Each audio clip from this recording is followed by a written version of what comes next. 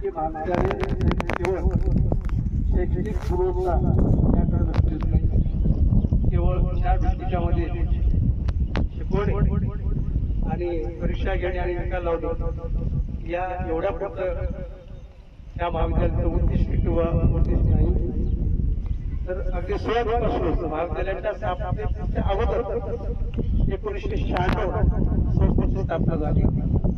त्यावेळेस संस्थेच्या स्थापनेमध्ये विद्यार्थ्यांची प्रेरणा या महाविद्यालयाला विद्यार्थी हा केंद्रबिंदू आहे।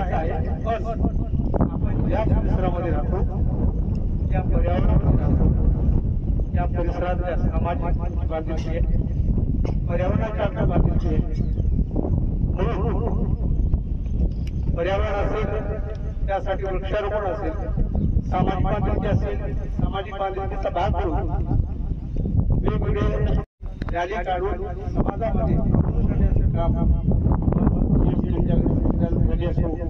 आरोग्य शिबिराच्या माध्यमातून असो किंवा अनेक कार्यक्रम होतात की जेणेकरून समाजामध्ये जागृती व्हावी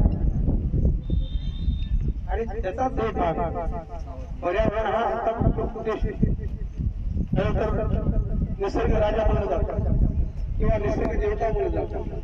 आम्ही सगळे सजीव हा निसर्गाची अविभाज्य अंग आहे, एक छोटासा अंश होतो, म्हणून निसर्ग जगला तर आम्ही जगलो।